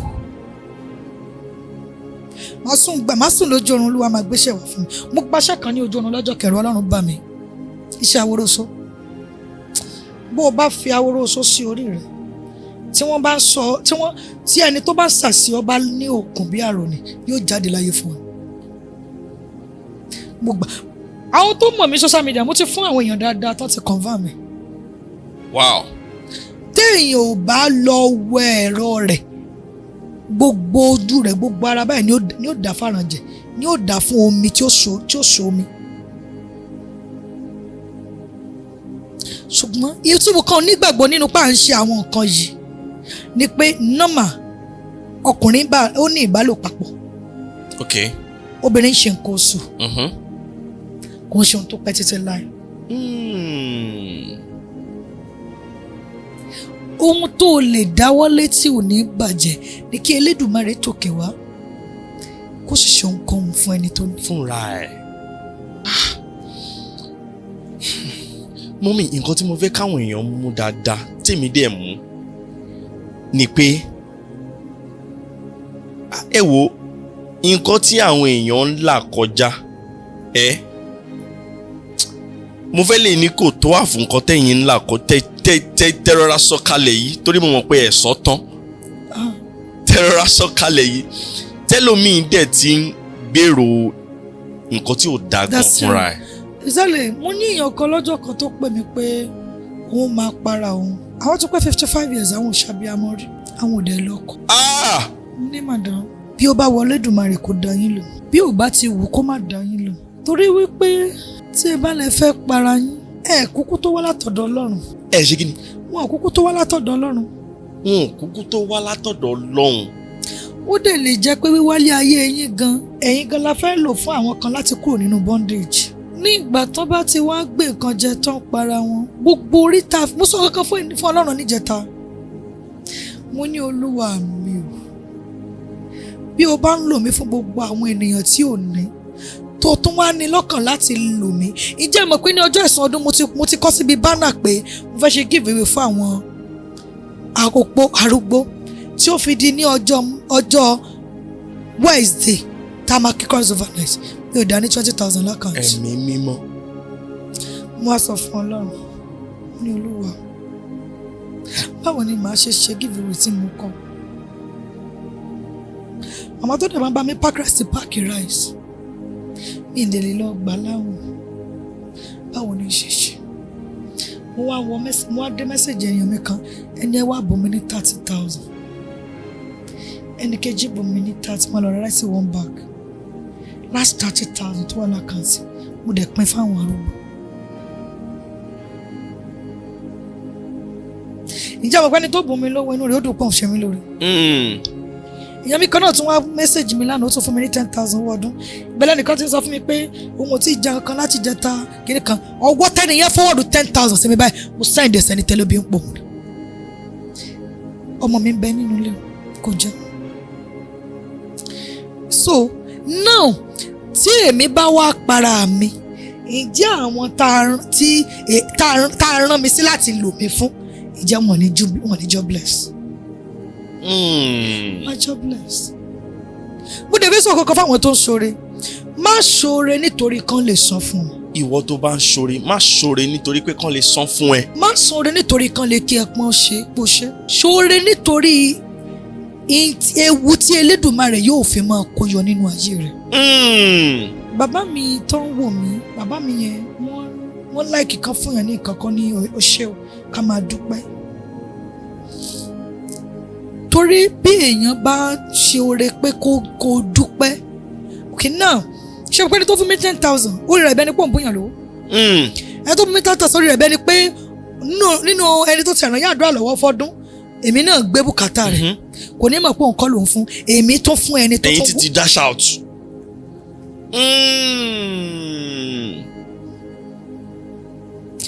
Nígbà náà ni mo tún wá pe àwọn arúgbó kalẹ̀ pé ẹ béèrè lọ́wọ́ àwọn arúgbó yìí iṣẹ́ wo lẹ̀yin ṣe.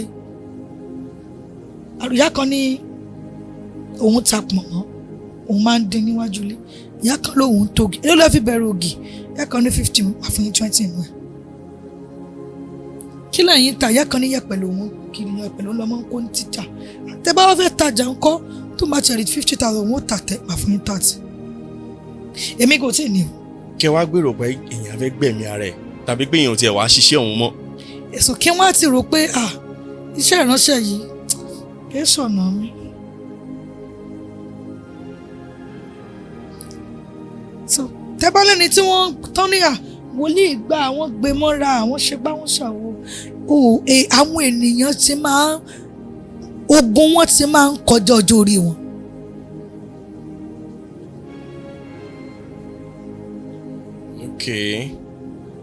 Ẹni tó ní ogun. Ó ti máa ń gbà kí ogun kọjá ọjọ́ orí ẹ̀. Ẹni tó ní ogun máa ń gbà kí ogun kọjá ọjọ́ orí ẹ̀.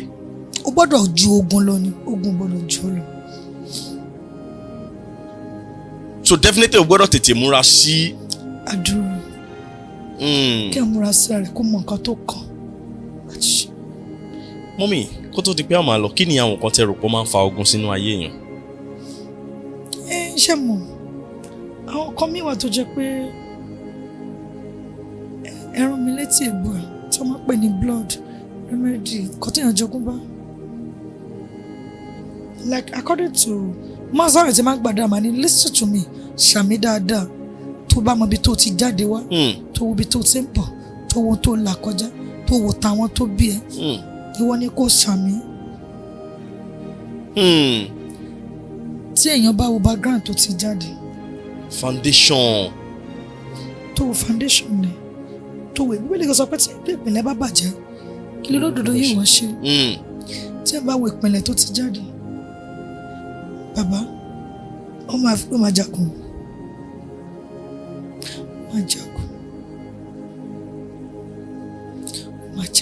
Ìjẹ́ àwọn kankan náà wà tí èèyàn máa ń fọwọ́ fà. Fúnra ẹ̀. Bẹ́ẹ̀ni ogun àfọwọ́fà wà. Kí ló máa ń jẹ́ kó ogun àfọwọ́fà wọlé? Ni kí èèyàn jẹ́ni tí ó máa ń fẹ́ nǹkan kíákíá. Kíní iṣẹ́ ojú ẹsẹ̀ ló gbọ́dọ̀ ṣiṣẹ́. Olúwa mi ò dẹ̀ rí bẹ́ẹ̀ wẹ́rẹ́wẹ́rẹ́ níṣẹ́ rẹ̀. Mo gbọ́dọ̀ bẹ̀rẹ̀ báyìí kó dẹ̀ ṣẹlẹ̀ bẹ́ẹ̀. Ṣé náà wọ́n fi ní ẹ̀yin onísùúrù ni? Ọlọ́run wà. Ayé yìí gba sùúrù. Ayé gba sùúrù sàn. Báyọ̀ bá gba sùúrù rẹ́mi àti bá social media láti on the ṣe 27 ní ìṣúná tí ń ṣẹlẹ̀ sí mi àti bẹ̀rẹ̀ sí ní máa pariwo bẹ̀tù. Gba sùúrù. Torí àwa ṣé ká sọ pé Gen Z ìsìn àwa ń fẹ́ kíákíá. Ìyẹn náà ló ṣe máa ń ṣiṣẹ́ fún àwọn èèyàn míì ní social media. Wọ́n máa rojọ́ pé ètò tó ṣe fún mi 2 million mo fi ṣe kò ṣiṣẹ́. Okay, àmọ́ kan mi tó jẹ́ pé wàá ti ṣe sí wàá ti ṣe pátá wàá ti gbàgbé po ṣe. àṣesílẹ̀ ni. ni wàá máa dé bá. a máa ń fẹ́ ìdúpẹ́ kíákíá. mo ti rí lọ́wọ́ kan ní social media tọ́mọ mi kan fẹ́ ṣí ṣọ́ọ̀bù tó lọ DM ẹ̀ pé kò fẹ́ kán ràn òun lọ́wọ́ tó sọ fún wọn pé òun máa ràn lọ́wọ́ ṣùgbọ́n orí social media ni kó máa bọ̀ padà. kó máa bọ̀ sórí social media padà. pé òun fẹ́ fún lówó dójú gbogbo èèyàn ṣóre ni pé mo máa fún ẹ lówó obìnrin sóbìnrin tó yẹ ká pìtì lára wa bẹ́ẹ̀ tí máa bọ̀ wá sórí live kí n fi fún ẹ lówó. àwọn èèyàn kọ́dẹ̀ wà tó jẹ́ pé ẹ lè lọ bá ní kọ̀kọ̀ kan sórí kọ̀kọ̀ fún yín. wọ́n fẹ́ràn kí gbogbo ayé wà ń bẹ̀ pé lágbájá ṣe nǹkan báyìí fún. Ọlọ́run ò dẹ̀ rí bẹ́ẹ̀. Kò ń ṣe pé ayé mọ̀ yẹn ló máa jẹ́ kó kẹsàn. Ayé ò mọ̀ ló máa jẹ́ kó kẹsàn because àwọn ìgbà mi tẹ́ pé wàá ṣe nǹkan mi tẹ́ pé ibi tó ṣe sí yẹn kọ́ ni wàá ti kẹsàn. Bẹ́ẹ̀ni. Yes. Tí wàá rò pé ẹni ó yẹ kó sun oore. Kò dẹ̀ lọ́bẹ̀. Ẹ wo ẹni tó bímọ tó kú. Tọ́mọ yẹn ò bá kú yóò ní ó gbẹ̀mí ẹ̀. Ṣùgbọ́n náà rè ó bàjẹ́ pé wà lábẹ́ amó ṣe ṣe lé bọ́ náà wò ló ṣòro ilé fún mi. Ọmọ tí ò kú yẹn ọmọ yẹn ní ó gbẹ̀mí ẹ̀. Ó lè tó ṣàìsàn lójú kú kí gbogbo nǹkan ní ìyá ti tán. Ó lè ti tọ́ dé ìgbà tó máa jèrè ẹ̀. Máa jèrè ẹ̀ k'Elédùmarè tó mú nǹkan rẹ̀ ó dùn. Ohun gbogbo ọwọ́ Ọlọ́run ló wà. Gẹ́gẹ́ bí nǹkan ṣe sọ́nsìn ó jẹ́ kí n mọ̀ pé kò sí ohun tó ṣẹlẹ̀ sí ẹ̀dá tí Ọlọ́run mú sí. Àwọn kan tí a máa ṣe mistake kan wá lọ́rùn kì í ṣe bí ẹ kó lápò lẹ́kọ̀ọ́. Singlation bí wà lọ́wọ́ ẹ̀ gan pọ̀. Yóò approve ẹ̀ bí Sátánì ò lọ gba approval lọ́wọ́ Elédùmarè.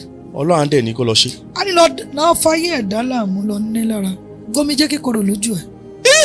Fẹ́ gbọ́ owó ẹ̀ nà. Ó ṣe bẹ́ẹ̀ fún Job. Ṣé bẹ́ẹ̀ fún Job? Torí ẹni ọmọ rẹ̀ ṣe Ọlọ́run míì fi máa ń kú. Báyìlọ́kẹ́ Adébóyè ọmọ wọn tó gùdùdù nínú mínísítà ló jáde. Yes. Chai. Ṣé bàbá ti nígbàgbọ́ pé eléyìí láàfẹ́ yìí lẹ̀ fún? Gbomi jẹ́ kíkorò lójú ẹ̀. Ọmọ tó yẹ pé tó bá mínísítà báyẹ̀ rò bóyá bàbá ló mínísítà. Ṣé olúwo ò gbọ́ bàbá yẹn ni? Ṣé olúwo ò mọ̀ pé ọmọ ẹ̀ fẹ́ kú ni? So now èmi wá ń fèsì nǹkan tí mo fèsì pé bó ló ṣe wá jẹ́ Ọlọ́run mi wọ́n á ní ṣolúwa ò gbọ́ olúwa kúkú rí. Ẹ wá lọ́lọ́run yìí ṣe bí ẹ má jà sọ bẹ́ẹ̀ mọ́. Kò ṣe bí kẹ̀.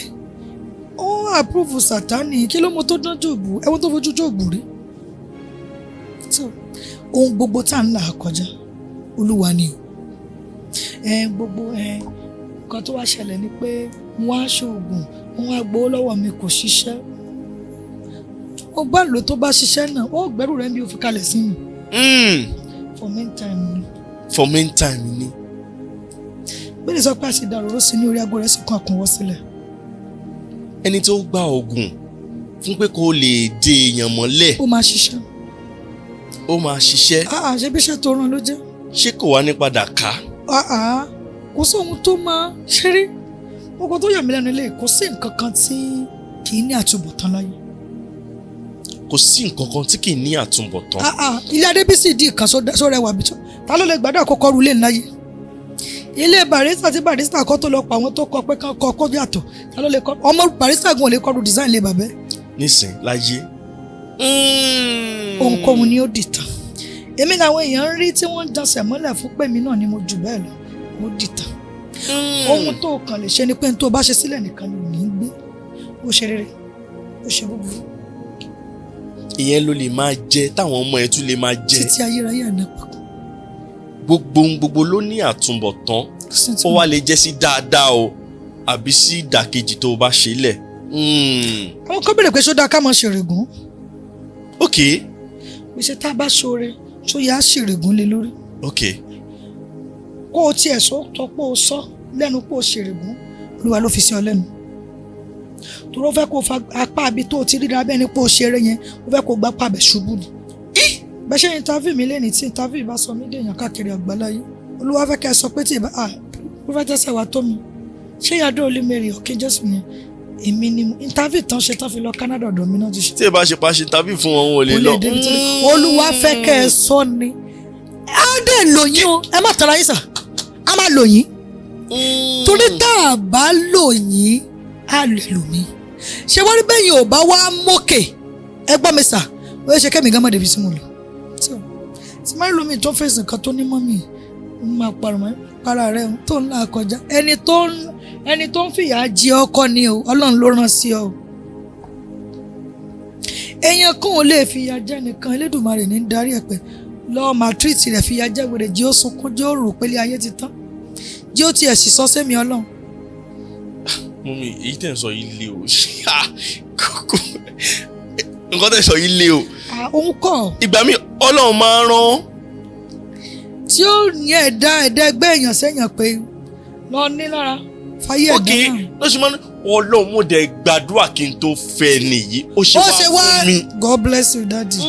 ìjà mọ̀ pé bàbá tí mo sọ fún yín mo wà níwájú ṣọ́ọ̀bù ọ̀dọ̀ mi ní NTA tí mo tún ṣe fashion designer ní àwọn kan tó ń ṣọdún hairdresser náà gbẹ̀mí wọn ni ìránṣẹ́ mi mo dẹ̀ jó síbi soap glass mi ìránṣẹ́ mi àwọn ọkùnrin kan bẹ tó pàdé ọkọ rẹ ni tó bá fẹ́ yóò kọ́lé ó ní mọ́tò ó bímọ.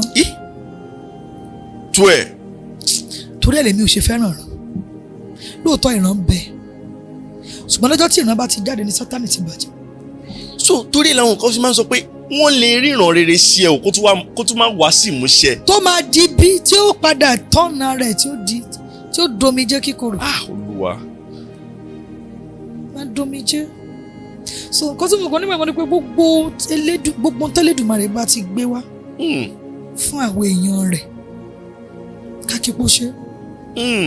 so tó bá rí èèyàn kan bí ẹgbẹ́ ẹ tó kàn fẹ́ fìyà ọwọ́ rẹ̀ jí ọ́ máa ní bó ṣe bóyá ó ṣe ẹ ládàá ìwọ náà fẹ́ ṣàlọ́kọ́ òun kọ́ Ọlọ́run so náà tí wọn náà bá tún wá lọ fẹ́ ṣàlọ́kọ́ ẹlẹ́ṣẹ̀ ti di púpọ̀. àti ẹ̀ máa ń rí lọ́pọ̀ ìgbà ẹni tó ń fìyà jẹ̀yàn kan á dẹ̀ tún máa tọ́jú ẹnìkan. a máa dún ẹnìkan ní. so nǹkan kan ló. ok náà sí irú bàbá tí mo sọ ń sìn ó gbomi jẹ́ lójú tèmi ọmọbìnrin kan ló wà ní ìkíyà rẹ̀ lọ́wọ́. ó ń pa yẹn lẹ́rìn. so tí yẹn náà bá dẹ̀ rẹ ní pa lẹ́rìn náà òun náà lè mọ̀ wálé ayé. a dẹ̀ ti kópa méjì náà máa jọ wà nínú ìrìn àjò ayé. ṣé rí mo máa ń ronú gan sà. God bless you ma mọ́mí ṣé gbogbo nǹkan téèyàn bá ń là kọjá. Elédùmarè ni. àti kọ́ Elédùmarè ni. wọ́n ní mo máa ń gbàdúrà kan sà mo dẹ̀ fẹ́ kí gbogbo ìwọ tó ń gbọ́ mi kó máa gbàdúrà yẹn. ìwọ tó ń láǹfààní láti wò mí lónìí jẹ́ kí àdúrà yẹn jẹ́ kó máa rú nínú prayer tó máa ṣe nínú àyàn mi. Olúwa mi bí ìpín mi bá wà lára tí ń fìyà jẹ mí. bí ìpín mi bá wà lára ohun tí ń fìyà jẹ mí. Olúwa tún ṣe. Olúwa tún ṣe. bí ìpín mi bá wà lára ohun tó ń fìyà jẹ mí.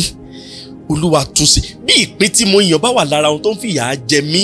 Bíbélì sọ pé látètè kọ́ ṣe lọ̀rọ̀ ti wà ọ̀rọ̀ sì wà pẹ̀lú Ọlọ́run Ọlọ́run sì ni ọ̀rọ̀ náà.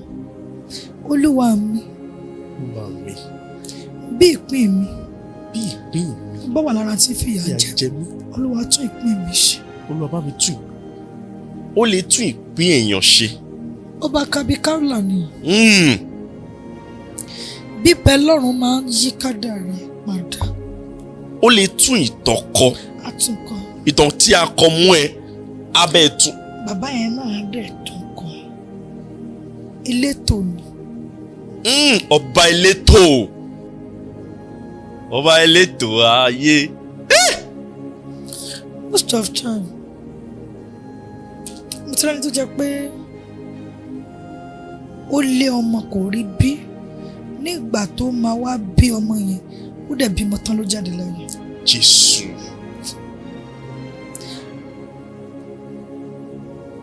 èèyàn tún máa fi ọwọ́ fa ogún gbà mí tó jẹ́ pé ṣẹ́mọ̀ tó yẹ ká gba kámú bíyàn ò bá wá gbìyànjú láti kọ́ṣọ̀nà rẹ̀ á fẹ́ fi ìmọ̀ tara ẹnìkan kó bọ́mọ làkejì.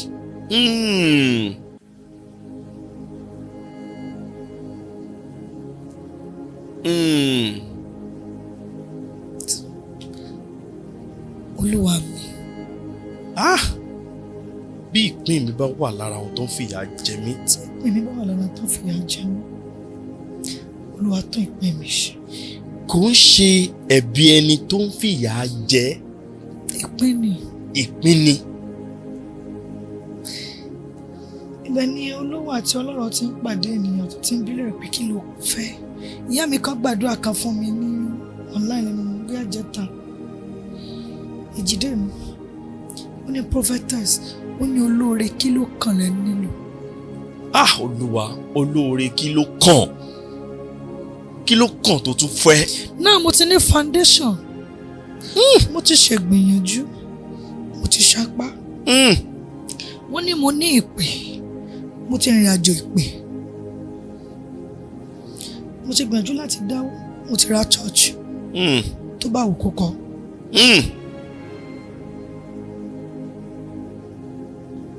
Ẹ wá gbọ́ o.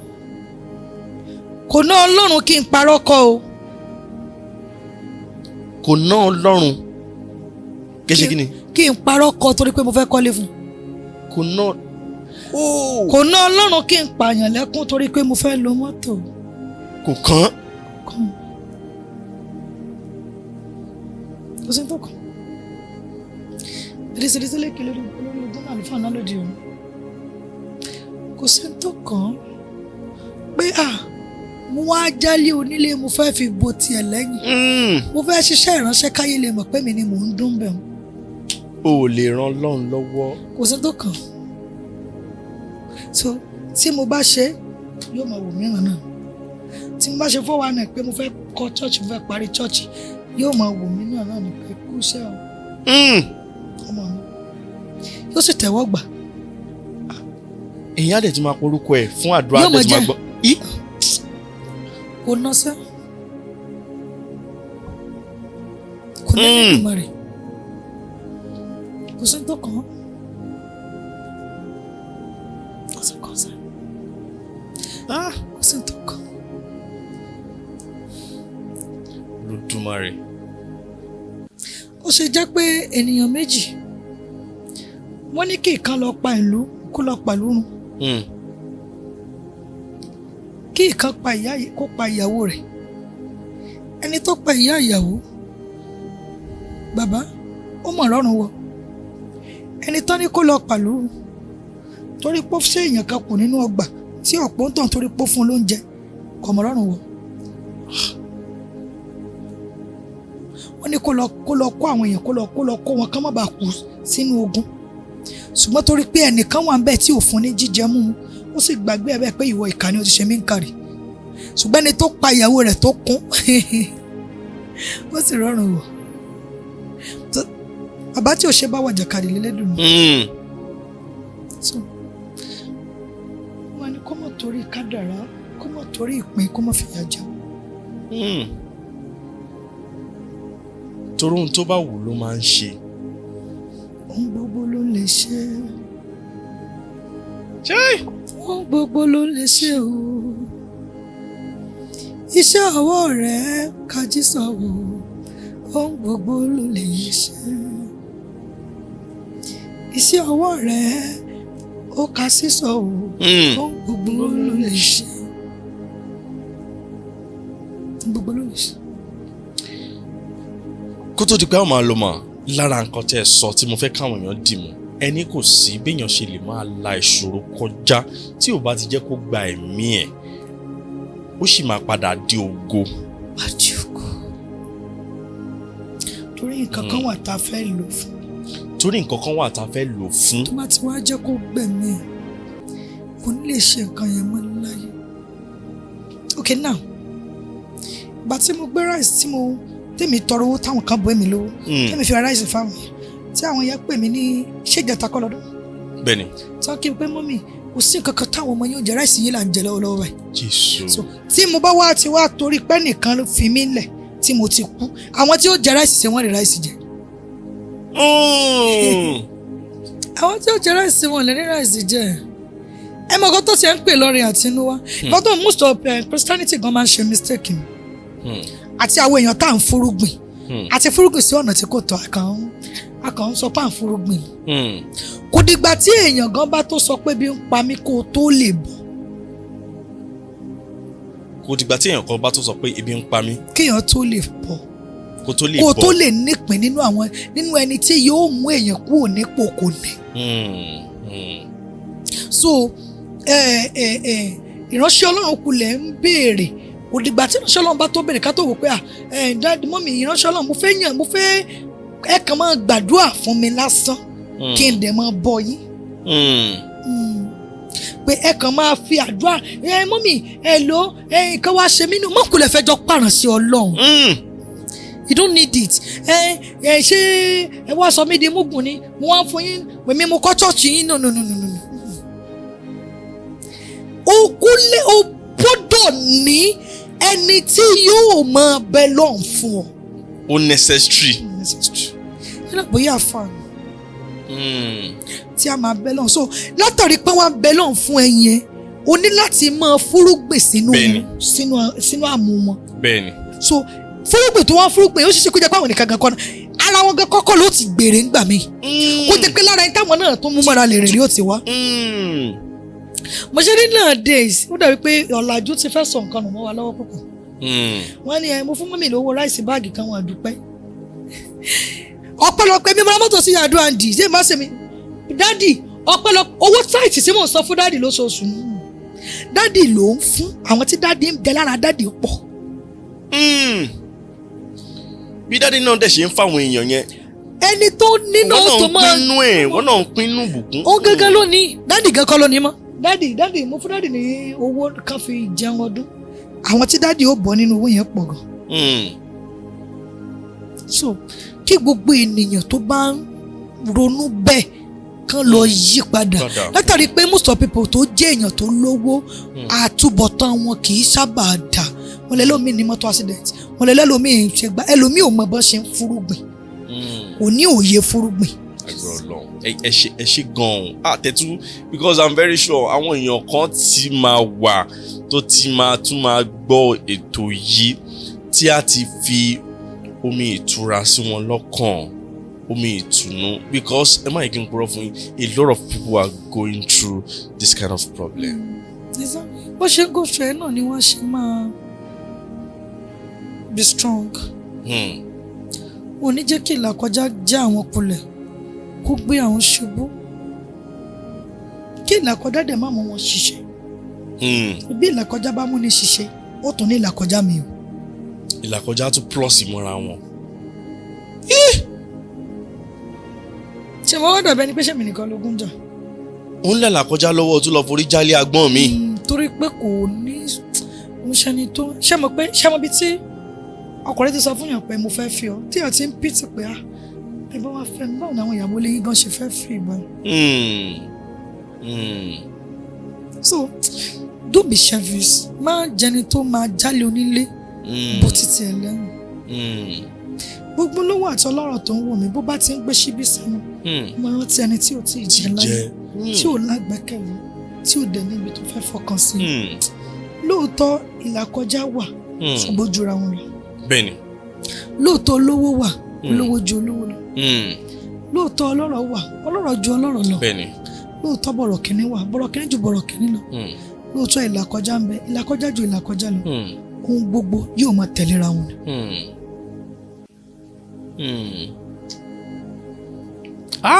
This is deep.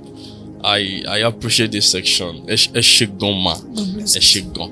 Then for àwọn tó ń rí yín for the first time, so bóyá wọ́n fẹ́ ní àǹfààní àtúntò fẹ́ bá yín sọ̀rọ̀ because àwọn kan máa wà then gẹ́gẹ́ bí the last one tí a ṣe. Ó terrible.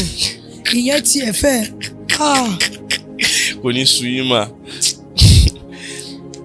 Ǹjẹ́ believe pé má tó tó àyè kan mo lọ ti àkáǹtì mi online. Ìyá. Mi ò ríru Ọlọ́run. Bísẹ̀ tí mo dẹ̀ fẹ́ káwọn èèyàn máa ṣe mọ́ lélẹ̀. Tí a bá ní nǹkan kan tó ń jó wa lọ́wọ́ tó ń kọminú nínú wa ó kàn lè gba ìmọ̀ràn má nígbàgbọ́ pẹ́ni tó fi ọ̀rọ̀ lọ. Bẹ́ẹ̀ mo fẹ́ ká mọ̀ pé tá a bá fi ọ̀rọ̀ lẹ́ni tí nǹkan ń ṣe tí wọ́n jọ ń pass through nǹkan yẹn wọ́n á fẹ́ káwọn jọ wà lójú kan náà ni o. Eléyìí ò ní fẹ́ kó kéléyìí tètè bọ́ ń bẹ̀. Ẹni ó ṣe mọ̀ pé wọ́n jọ wà níbi tó ti so tó bá fẹ́ listen tó bá fẹ́ fọ̀rọ̀ lọ̀yàn fi ọ̀rọ̀ lọ ẹni tó jẹ́ pé irú tó ń ṣe ẹ́ lọ́wọ́ yẹn yálà bí ó ti ṣe kọjá tí ò lè rò mọ́ tó ti là kọjá tẹ́lẹ̀dùmarè sì gbé dìde. Torí now ó fọ̀rọ̀ lọ ẹni tí jíjẹ mímu rẹ̀ ń nira tóun náà ń ọ̀sùn tíwọ náà ń ọ̀sùn tó wá bí lágbájá mo máa ọ̀sùn ìmọ̀ràn tí ń ṣe yẹn náà ni ó fún ọ. Ṣùgbọ́n tó bá jẹ́ pé ẹni tó ti kúrò nínú ìlànà yẹn á boost ẹni pé ọ̀nà báyìí ni kò tọ̀ kó ń bẹ má rò mọ́ kó ń bẹ. Because gbogbo àwọn tẹ́ ń wò lókèrè níta yẹn èmi ti ní ìlàkọjá recently kan tí mo pè yàn kan tó ní mọ́ mi ẹ má wọ́n ṣe bí wọlé lẹ fẹ́ gbà máa bá yín sọ̀rọ̀ wọlé tí màá bá pè lónìí tí ó dànù. Ayé kì í fẹ́ kẹ́ ẹ jọ ga bákan náà. Ènìyàn ò kì í fẹ́ kéèyàn jọ ga bákan náà. Wọ́n fẹ́ máa fún ẹ nímọ̀ràn. Wọ́n fẹ́ kó o máa gbà lọ́wọ́ àwọn kó o máa gbà mọ̀ràn lọ́wọ́ wọn kí o lè rí wọn gẹ́gẹ́ bí ẹni pé wọ́n jù ẹ lọ. Ayé kì í fẹ́ kí wọ́n gbìkan ohun tó o nílò. Ayé ò lè fi lé ọ lọ́wọ́ kó o lò ó torí ó mọ̀ pé tó o bá lò ó ṣeéṣe kó o fọhùn já wọn lọ. Ayé kì í fẹ́ kí wọ́n rí àwọn méjì papọ̀ lẹ́ẹ̀kan náà. Ayé máa ń fẹ́ kí wọ́n rí ẹni tí ń bọ̀ pé ẹyin mi ní tí ń bọ̀. Wọ́n fẹ́ kọ́ra ẹni tó ju àwọn lọ. Oh my God. Ọmọ mi ni. Ayé kì í fẹ́ gbọ́ pé ó jù mí lọ o. Ẹ tẹ́lẹ̀ ní tẹ́ ẹ kúrò lábẹ́ rẹ̀ tó fẹ́ gbàdúrà fún yín. Tó dẹ̀ ẹ̀rí ọkàn rẹ̀ á máa jẹ́ kó yẹ pé ó ju òun lọ. Ṣùgbọ́n tó tún máa sọ fún ọ pé Ọlọ́run wọlé àpò ọ̀tá bẹ́ẹ̀ wá dìde kọ́lọ̀ ń jẹ́ òtó wa. Ṣùgbọ́n ẹ̀rí ọkàn rẹ̀ máa mọ̀ pé ó ti jù òun lọ nínú ayé. Ṣé bó ń rí ẹ? Tó o bá ṣọ́ra gan á fẹ́ máa dínà èyí tó bá fẹ́ wá fún ọ. Tó bá wá fẹ́ fi ọ̀nà sílẹ̀ gan fún ẹ kò ní jẹ́ kó go to deep. Kò ní gbà. So now o kò rí àwọn kan lónìí tó ń ṣe bóyá machine making bóyá counseling marriage ó wá tọ̀ wọ́n lọ Ọlọ́run àánú gbọ́ wọ́n lè lift him up wọ́n lè lift him up lift him down. Torí pé tó bá fún ẹ wọ́n mọ̀ pé o ní gift o ní ẹ̀bùn tó lè sọ dorílẹ̀-èdè ńlá. Wọ́n ò ní fẹ́ kẹjọ fi gbàgàgà. Àjàjà tí wọ́n bá wá padà rí pé o ní ju àwọn lọ. Tó bá padà gẹ̀ẹ́tì pé tó gbé dání ju tàwọn lọ ẹ gbọ́ bàbá ọ̀nà bí wọ́n ṣe ní tètè ràn ọ́ lọ́wọ́ tó fi tó wọn ni o.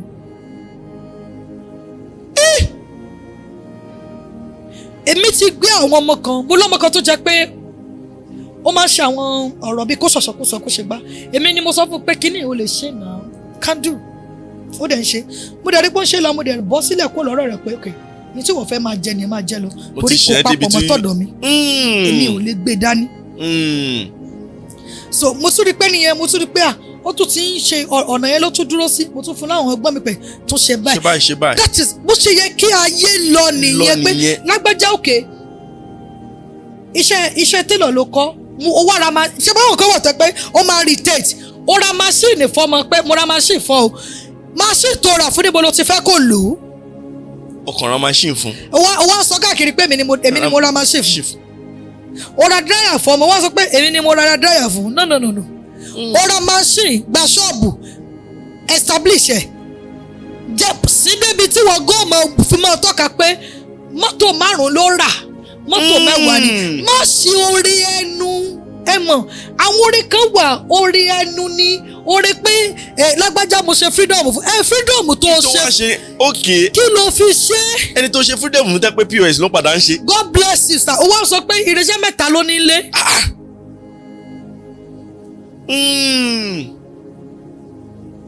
Lágbájá fẹ́ gbalé o ní 60,000 ní ẹ̀gbọ́n ó fún 60,000 wọlé sílẹ̀ lẹ́ni ọmọ sùn ni.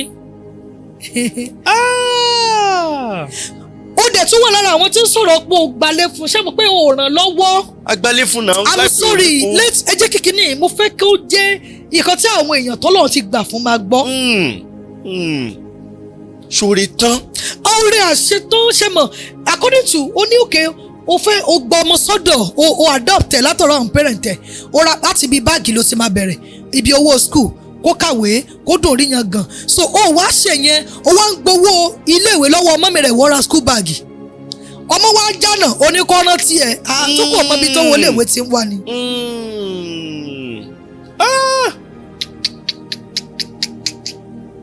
So mo ti fọwọ́ rẹ̀ sọ̀yà pọ́n gbogbo ló lè ṣe ohun gbogbo wà lọ́wọ́ Elédùmarè. So gbogbo àwa tí à ń láǹfààní láti máa gbọ́ ohùn mi. Mo fẹ́ kí gbogbo tá a bá ń ṣe tá a fẹ́ ṣe bí oore tàbí tá a fẹ́ wò bí ẹni pé ó wù mí láti gbé èèyàn dìde. Mo fẹ́ ká ṣe kí ẹ̀rí ọkàn wa máa dá wa láre pé òtítọ́ ni mo ṣe. Mo ṣoore tán fún. Okay, now ọkọ tó fẹ́ ìyàwó sínú ilé dádì tó jẹ́ pé kó jẹ nínú kitchen nìkan ló mọ̀ tí òun bí ṣe ń ra aṣọ sára kìí ṣe ìyàwó ilé o. instrument tara igán ní ìdí pọ̀ sá. Ẹ̀nà pé ìyàwó ilé mi nínú sá gbogbo agbára ni ká máa sá bó ṣe ń ra bàtà ni ó máa bẹ̀rẹ̀ lọ́wọ́ pé bébí ṣo fẹ́ ṣerun. Ṣé tó stand láti máa support torí tí èèyàn bá so ẹran mọ́lẹ̀ yóò fún lè rí. Bẹ́ẹ̀ni. Bẹ́ẹ̀ni obìnrin tó lọ́kọ tó ń dé láti ibi iṣẹ́ tí nígbàgbọ́ pé yóò jẹun yóò wọṣọ ó fọ bàtà gbogbo aṣọ tó ń lò gbẹdẹ kí náà lè gbé fún ni ìwọ ló ṣagbátẹrù ẹ. Dádì irun yín kún dádì ẹ safe. Ọkùnrin kì í mọ̀ pé play pint dọ̀tí ń gbà mí ra play pint mi wọlé bí o fi pé owó tó fi ra play pint yẹn wàá gbà o lè má béèrè ṣùgbọ́n tọ́ níbi tí wàá ti gbà. Bẹ́ẹ̀ náà ni ọkùnrin tó gbé ìyàwó sínú ilé. Mo ti rí ọkùnrin tó sọ pé ṣé kí n wá para mi nítorí pé mo fi ọ ìgbéyàwó kọ́ o. Ìtì ìgbéyàwó deep very deep. Marriage jẹ́ ohun tó mọ gbòyàwó ẹ lójú wo lọ́tún tó mọ wọ́pẹ́ lójú wo lọ́tún pé ìtẹ̀ deserve tẹ nílò lákòókò ìlélẹ̀.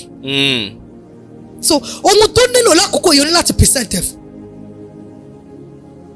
Má fààyè gbà láti wá síbòmí. Torí o ti gba Sátánì láàyè. So ẹ ṣé gan ní àtàrọ̀ tí ẹ ti ń wò wá. Mo nígbàgbọ́ pé ẹ ti kọ́kọ́ kan àbí méjì. And I hope we are blessed. So till we meet again. Okay, kó tó ti pa àmọ́ àlọ́ mọ́ mi.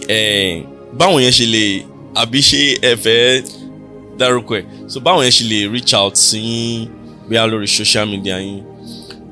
Tí ẹ bá fẹ́ bá mi sọ̀rọ̀ Facebook mi Ẹnìtàn Arẹ́gbẹ́ṣọlá. Ẹnìtàn Arẹ́gbẹ́ṣọlá. TikTok mi Prophetess Ewatomilola. Okay. Àwọn dùn mí náà ni. Okay. Mi ìlú kọjá méjì. Okay. So Instagram mi Prophetess Ewatomi. Prophetess Ewatomi. Okay. That's YouTube mi Prophetess Ewatomi. Okay. Okay. Àwọn èèyàn ní àǹfààní láti text message sí látòrí àwọn social media. Wọ́n ní àǹfààní láti bá mi sọ̀rọ̀. Ẹ ṣé gan. Mi ò ní fẹ́ kẹ́ pẹ̀rọ ìbánisọ̀rọ̀ yín torí the stuff. So ẹ ṣé gan látàrọ̀ tẹ́ tí ń wò wá ní orí jù báyìí lọ títí dìgbà mìíràn tí a ó máa pàdé. My name still remains the same, Stephen Adekunle. Stay blessed.